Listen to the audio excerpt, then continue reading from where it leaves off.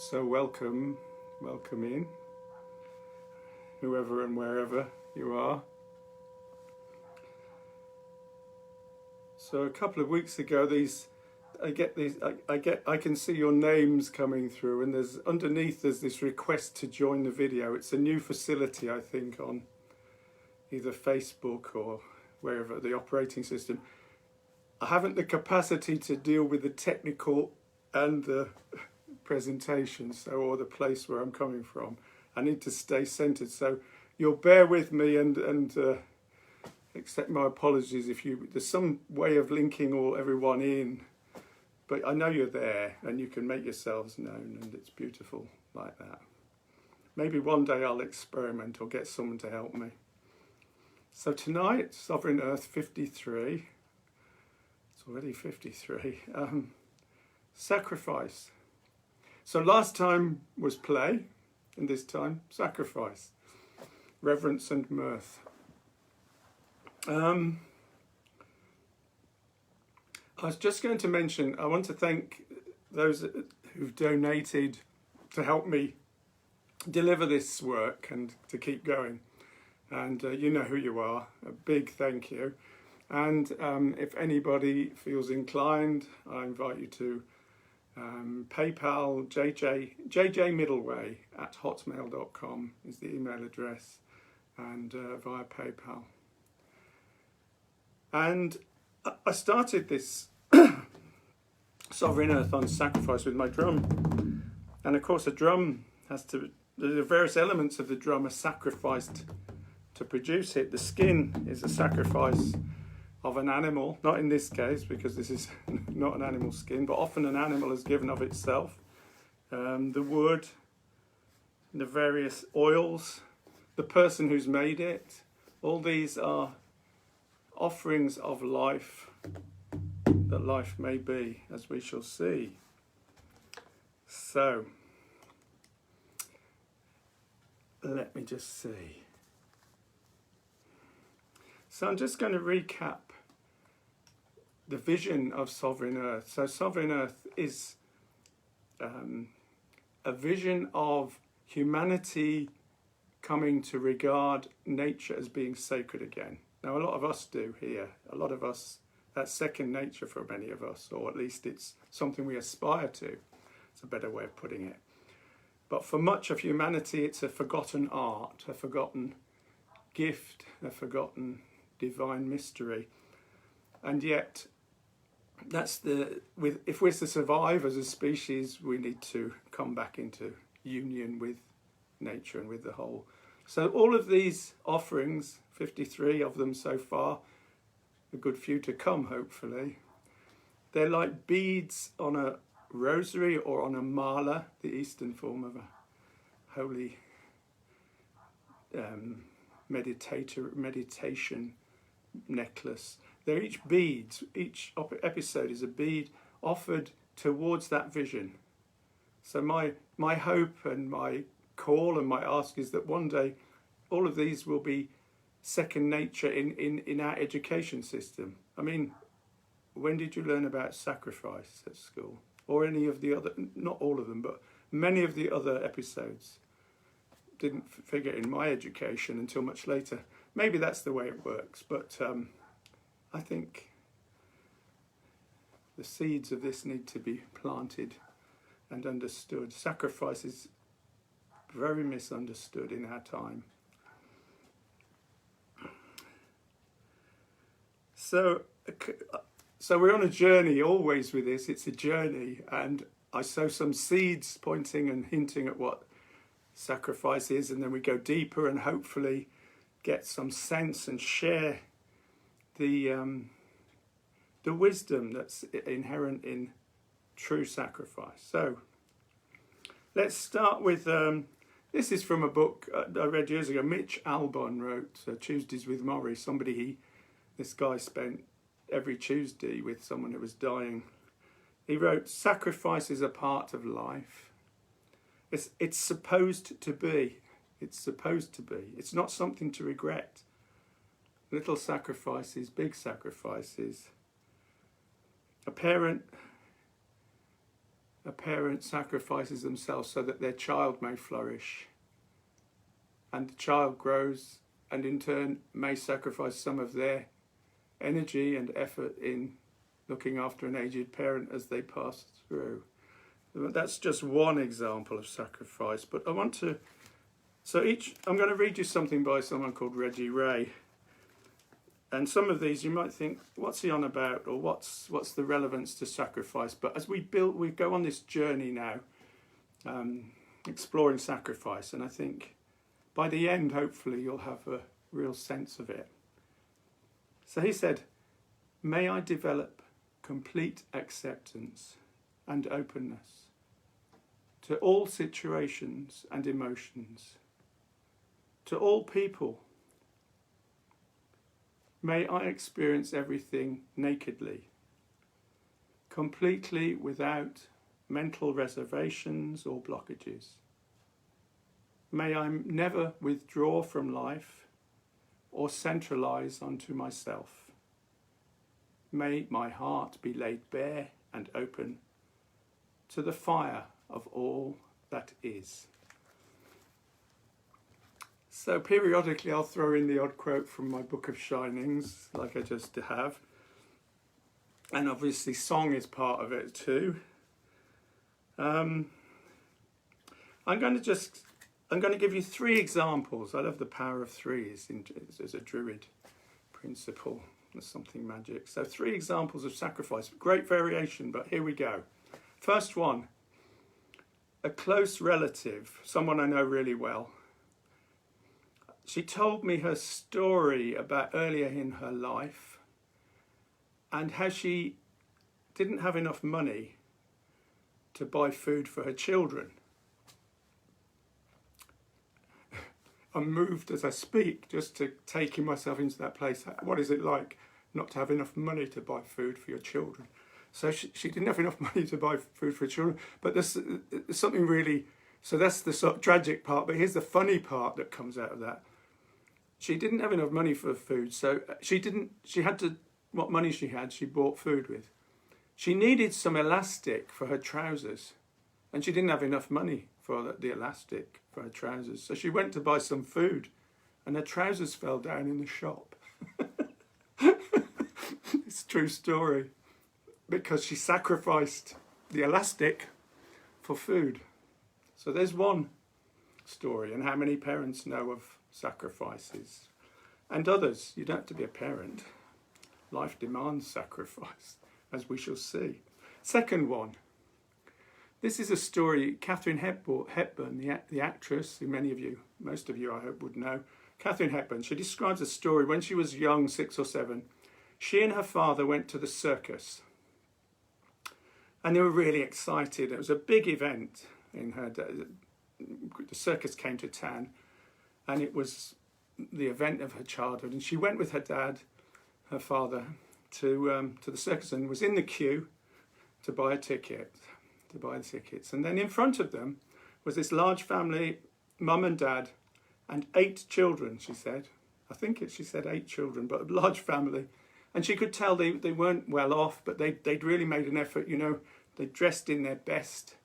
The kids were so excited, and the parents were too, and so proud to be able to bring their children to the circus.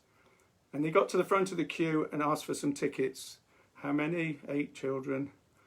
And they named the price, and the father's face fell because he didn't have the money to buy the tickets for his children. I must be in an emotional place, but I'm in a place of connecting with that sense.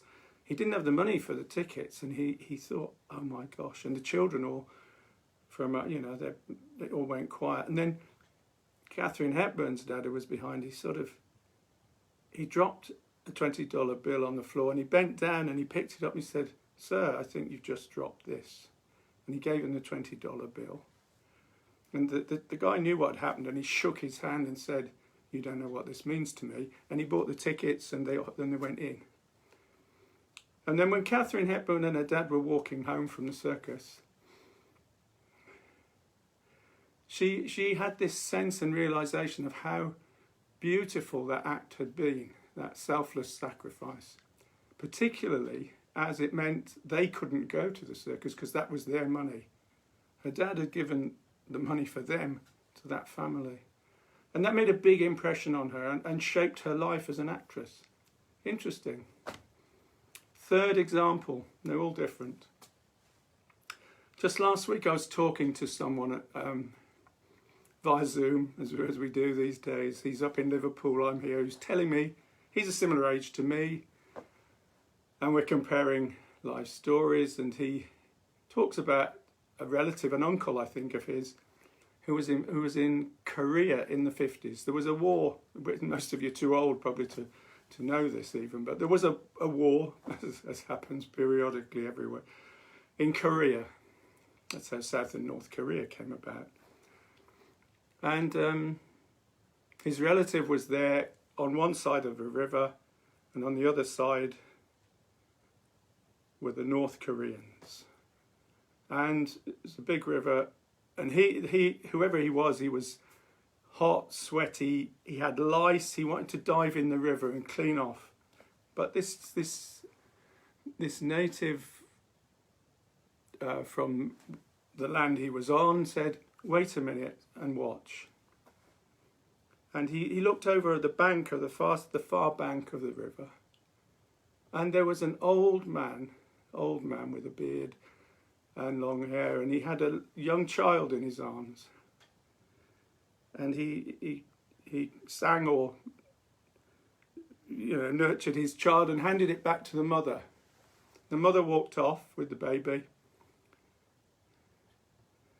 And what I haven't told you is they're all starving. They've got no food. The whole community is starving to death.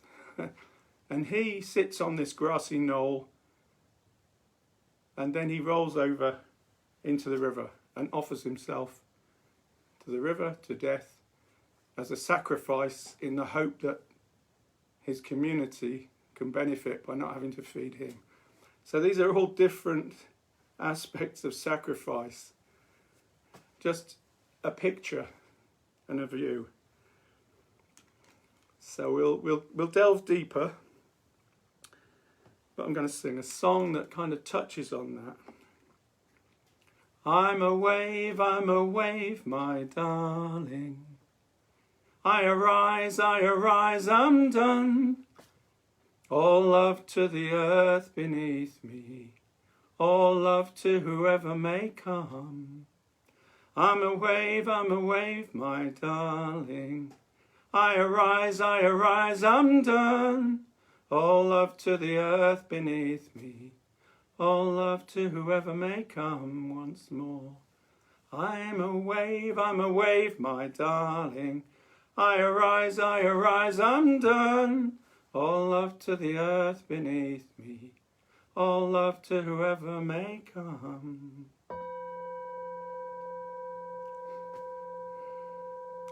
So there's a hint of sacrifice in the wave on the shore. The wave as the sacrifice of the sea. Maybe it's poetic, but there's an element of truth in it. The wave is offering itself to the shore.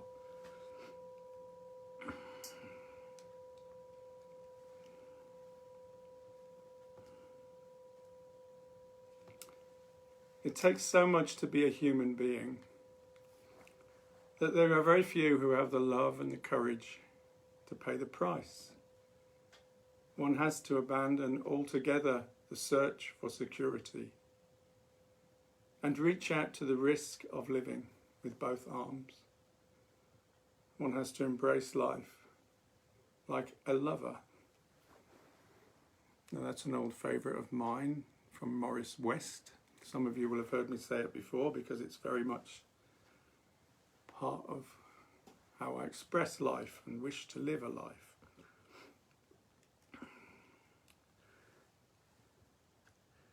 So now, the word sacrament, sacrificium. So the Latin, sacra, sacred, the first part of the word sacred. But what is sacred? Sacere or sacer is to set apart. It's to set apart from. We'll find out what it from in a minute, but this is the word. And then the facere bit, facer, is to do, to make or perform. So it's the act of setting something apart. That's what the word hints at, sacrament, sacrifice, but it is related, it is a sacrament, yes. So here's some hints. This begins to start to get to the nub of what sacrifice is about. So it's this is drawn from various sources. I'll tell you, one of them will be the Encyclopedia Britannica in a minute, but this may have been from there as well. But sacrifice, a religious rite in which an object is offered to divinity in order to establish, maintain, or restore right relationship of human beings to the sacred order. So it's this establishment, to establish, maintain, or restore right relationship from the sacred with the sacred, from the secular, the profane, the grounded, the earth, with the mystery, the magic, the sacred. So through sacrifice, life is returned to us. It's returned to its divine source. Through sacrifice, life is returned to its divine source, regenerating the power or life of that source. This is a fascinating concept when you start. The sacrifice is offering something back to source that life may regenerate. And this bit's from the Encyclopedia Britannica. You might not understand it all, but this is all just building a picture. Take of it what you may or what you will. In a sense, sacrifice is the impetus and guarantee of the reciprocal flow of the divine life force, the reciprocal flow of the divine life force between its source and its manifestation. So this is the setting apart bit. It's in the world between, and that's why it's a priestly act, because, however, yes, priests become a tainted word, but male or female can act as an intermediary to facilitate. So this act of setting apart, this is something about what sacrifice is about.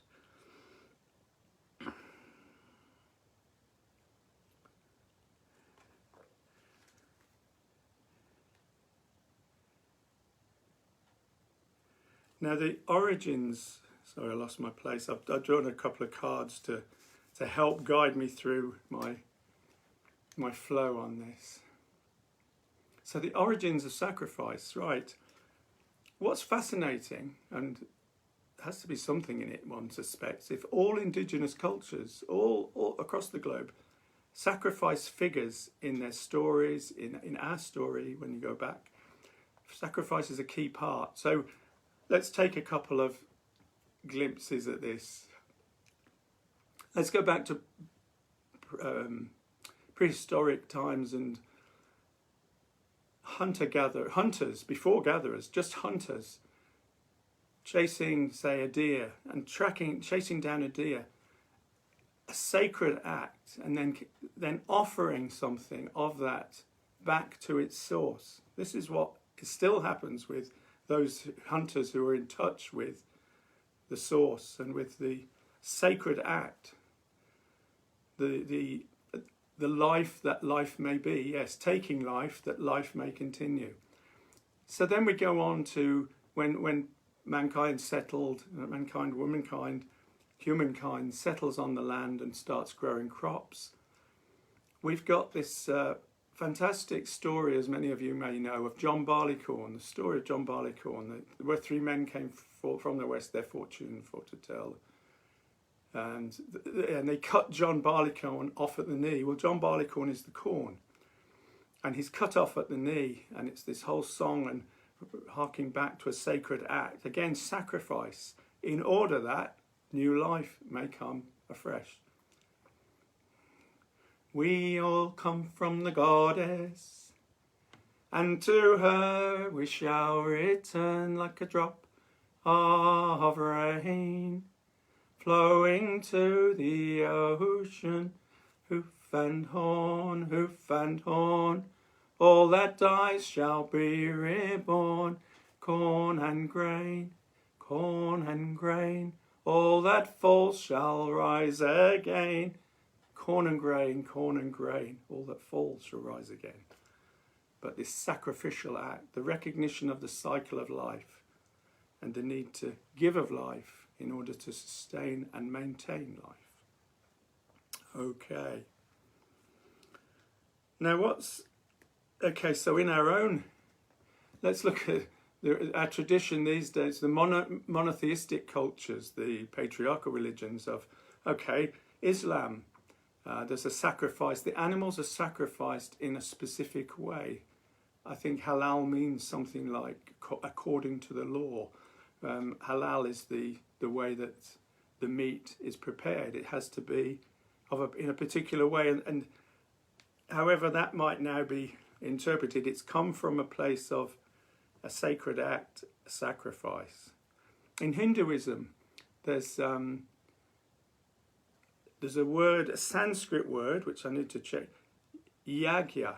I might not pronounce that right, but that's a Hindu Sanskrit word for the offering of ghee, which is the purified butter, and spices to the gods. Again, an act of sacrifice. And in our own tradition, I say our own, of the Western world, Christianity, pre-Christian, the Abrahamic religions, Abraham was going to sacrifice his son to God, and he didn't in the end, but I can't remember the detail. But Isaac offered up. That's one of the ultimate sacrifices. Although again, sacrifices, it figures in it's at the heart of the Christian story. Now, I was brought up a Catholic, and you can imagine sacrifice. It's got some weird twists in it. Sacrifice, especially the way Catholicism has interpreted it over the years. But at the heart of it, there is something mysterious and ultimately beautiful. But the way it's conveyed as a child, lost the means of conveying that mysterious key to the true essence of sacrifice, which is what we're trying to find our way through and around here. I'll tell you something that's really interesting, that in looking at this, the more recent manifestations of Christianity, the Protestant threads of Christianity, have drawn increasingly away from the notion of sacrifice, to the extent they've dropped the term priest, because priest is associated with sacrifice, and it's an interesting thing to consider. Those things are linked.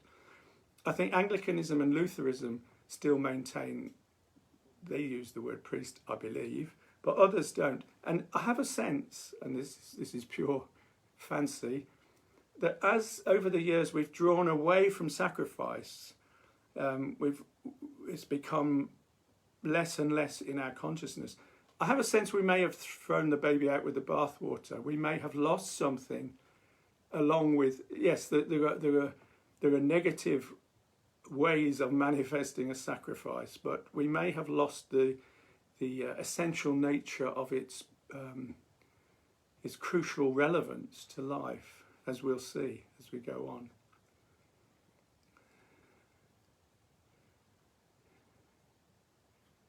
I was going to say something, but it slipped. But I'll tell you this: we're going to, a bit later, we'll share a journey, as we often do, as we usually do.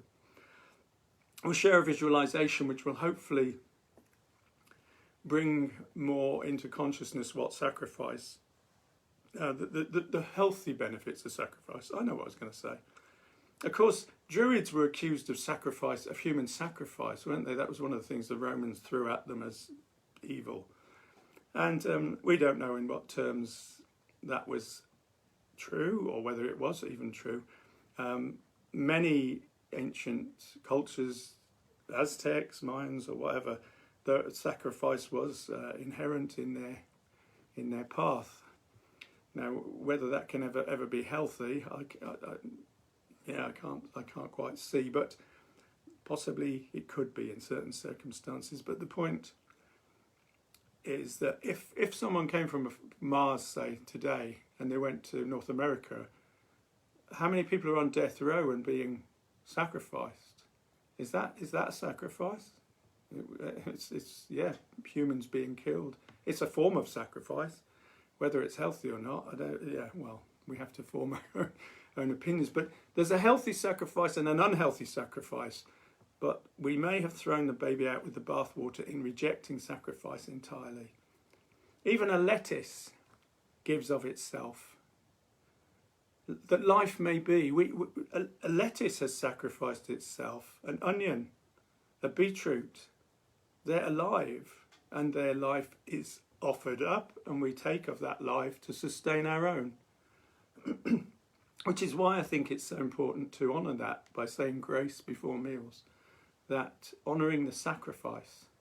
And in a way, ultimately we offer and sacrifice our own lives in one way or another. But I think the human species has lost touch with how to do that in a healthy way. Perhaps. So this is from Sai Baba. Life is a song, sing it. Life is a game, play it. Life is a challenge, meet it. Life is a dream, realize it. Life is a sacrifice, offer it. Life is love, enjoy it. But he says in there, life is a sacrifice, offer it. And we'll see a little later how best we can do that.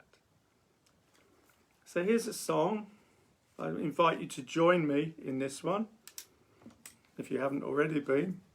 Regulars might do that naturally, I would hope so, increasingly. So, I step into the flow and then I let it go. I open my mind, my heart and my soul. I step into the flow and then I let it go. I open my mind, my heart and my soul. I open my mind, my heart and my soul. I surrender. I surrender. I surrender. I open my mind, my heart and my soul. I open my mind, my heart and my soul. I step into the flow and then I let it go. I open my mind, my heart and my soul. I step into the flow and then I let it go. I open my mind, my heart and my soul. I surrender. Woo-hoo. I surrender. Oh yeah. I surrender. I open my mind, my heart and my soul. I open my mind, my heart and my soul. I open my mind, my heart and my soul. I open my mind, my heart and my soul.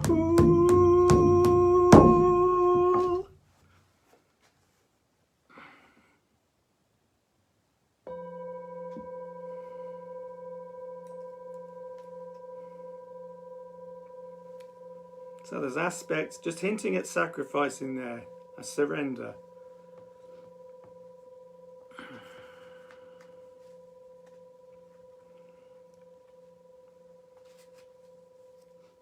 So here's another reading from my Book of Shinings. If I can find it, yeah. This one's from John Welwood, an author. I love his books. John Welwood, Love Awakening. See what you make of, where's the sacrifice bit in this, but there is.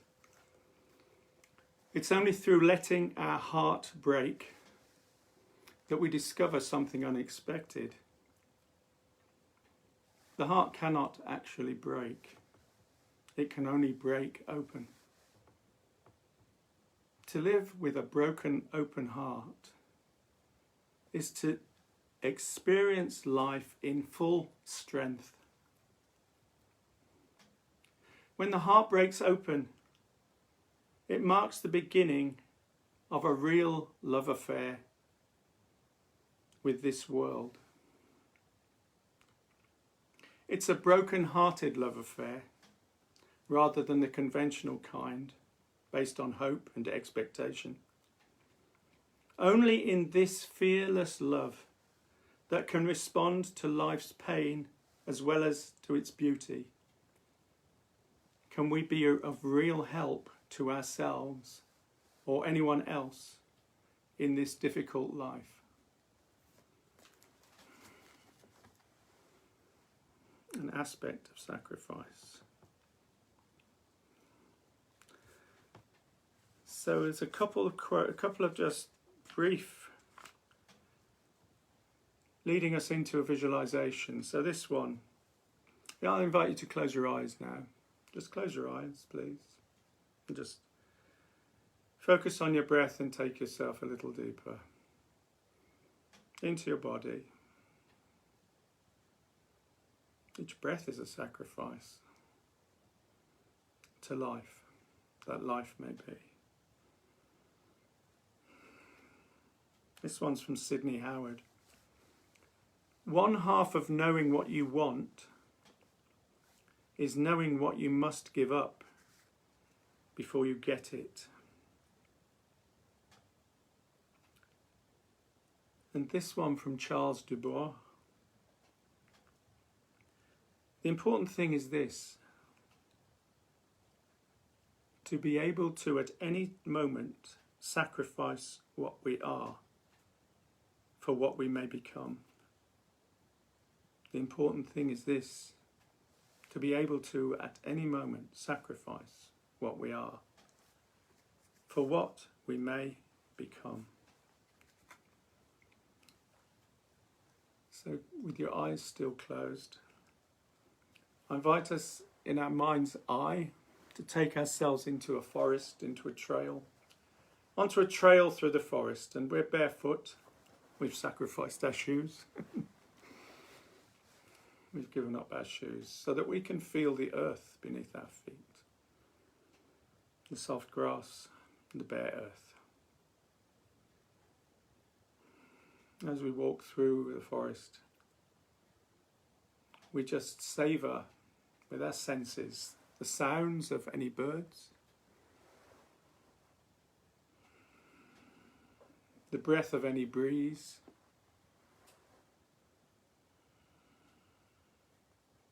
the smells of the forest, of the woods and the earth.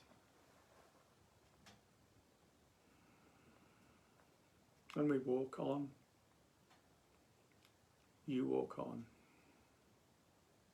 and come to an opening in the forest, into a glade, a large open space where there's a grove of trees, a large grove of trees. It's a beautiful place.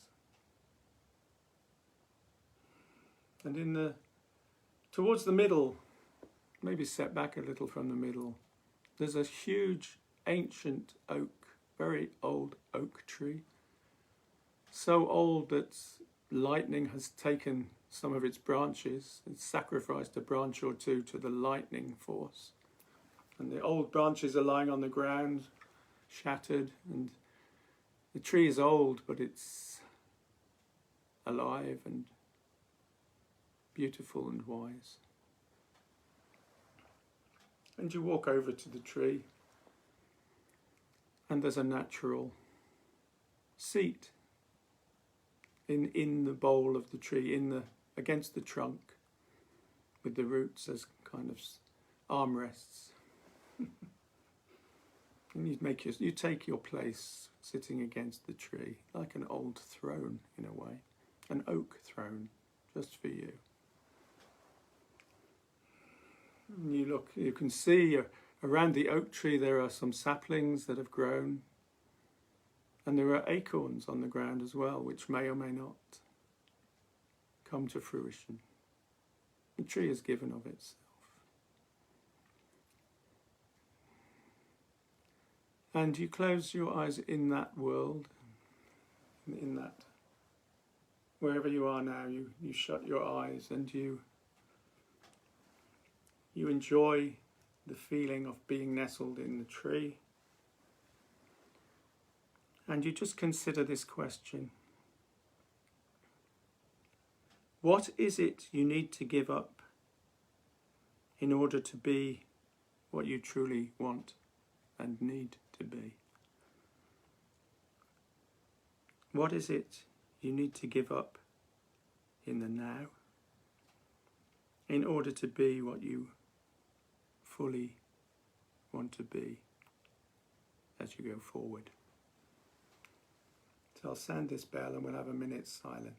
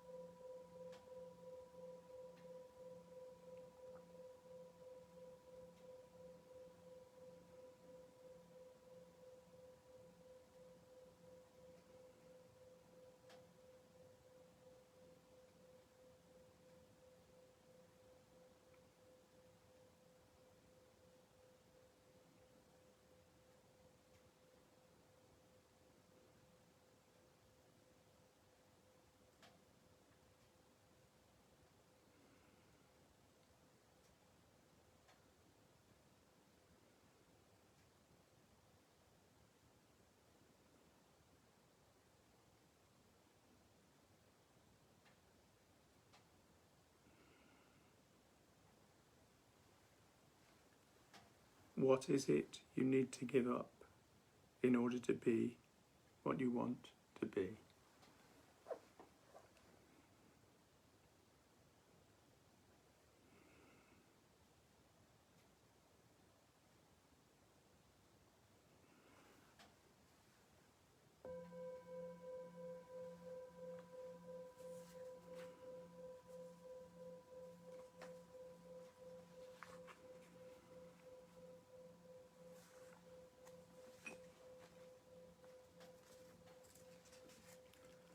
Okay.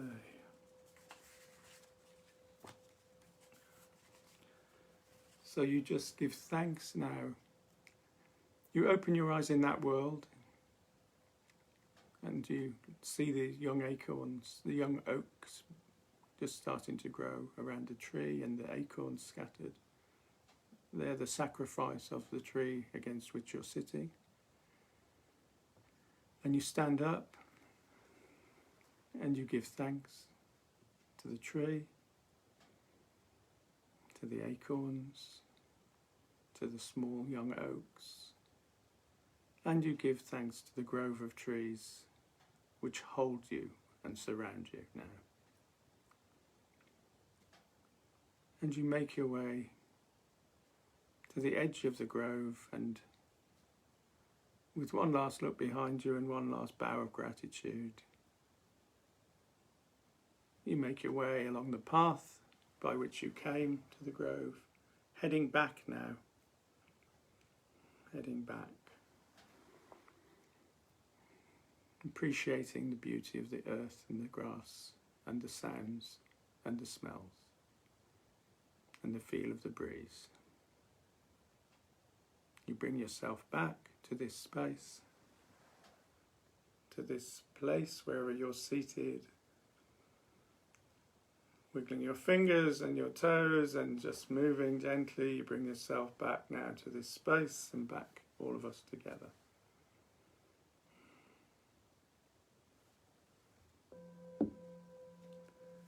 Lovely.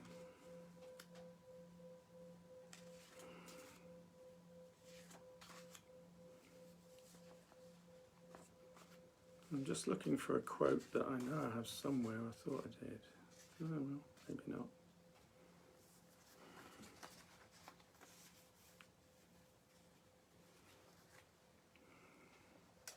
I can remember it. It's for the end, but there's a couple more. I hope you found that useful or interesting. Now here's something from Rumi.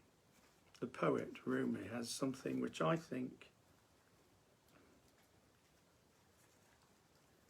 is relevant to this little journey we're on. Rumi says, those who don't feel this love, pulling them like a river, those who don't drink dawn like a cup of spring water, or take in sunset like supper, those who don't want to change, let them sleep. This love is beyond the study of theology, that old trickery and hypocrisy. If you want to improve your mind that way, sleep on. I've given up on my brain. I've torn the cloth to shreds and thrown it away. I've torn the cloth to shreds and thrown it away. If you're not completely naked, then wrap your beautiful robe of words around you and sleep. So that's Rumi with an aspect or an element of sacrifice in the mix.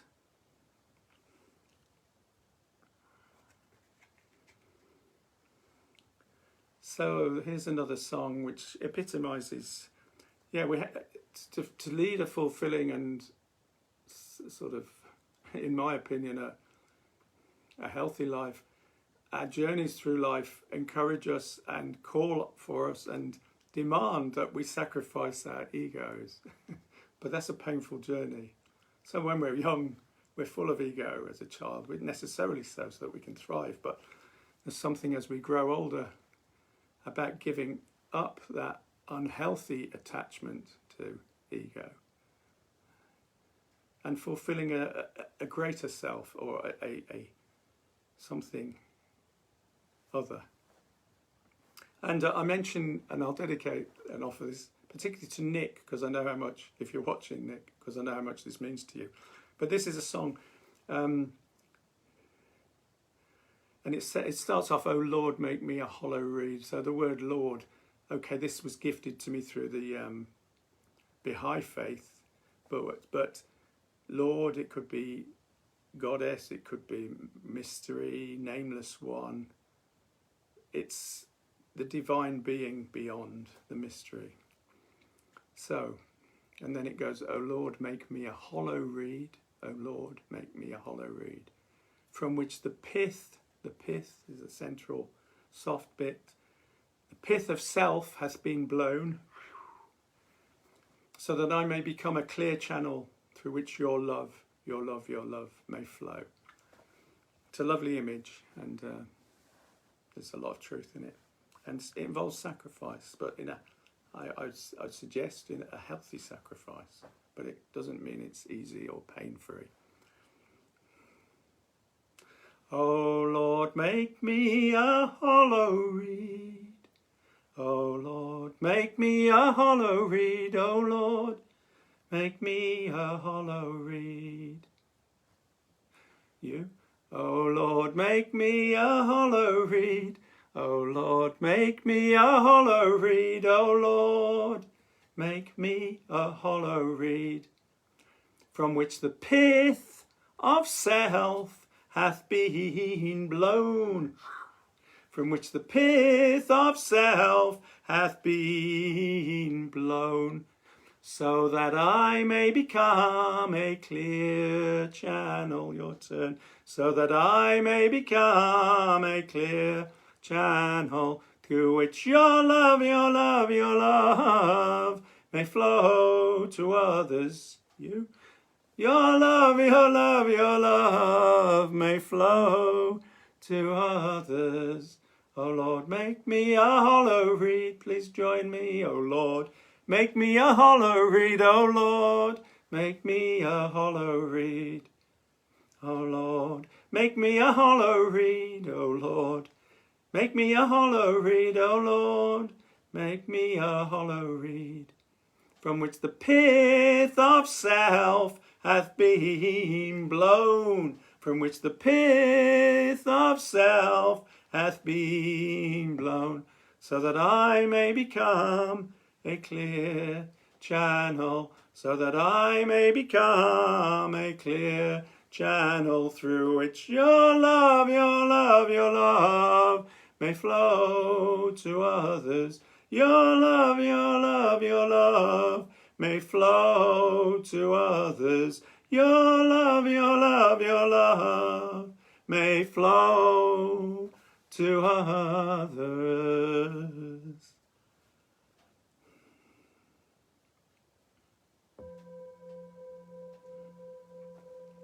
So I'll just wrap it up with a couple of thoughts to leave you with. Joseph Campbell said, "A hero is someone who has given his or her life to something bigger than oneself." A hero is someone who's given his or her life to something bigger than oneself. Henri Frédéric Amiel, I'm not sure I pronounced him right, but sacrifice still exists everywhere. And everywhere the elect of each generation suffers for the salvation of the rest. And that's hinting at that wider, ongoing sacrifice. So we know that troops in a war sacrifice themselves, but also I have a picture of myriad mothers and women sacrificing themselves for their children and their loved ones around the globe. Sacrifice still exists everywhere, and everywhere the elect of each generation suffers for the salvation of the rest. Maya Angelou, the novelist, you can only become great at something you're willing to sacrifice for. Powerful. You can only become great at something you're willing to sacrifice for. And the one I was looking for, I'll try it from memory.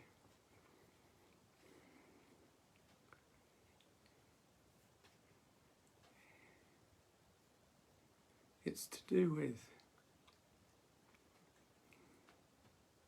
if you don't make the effort to sacrifice for what you want, then what you want will be the sacrifice.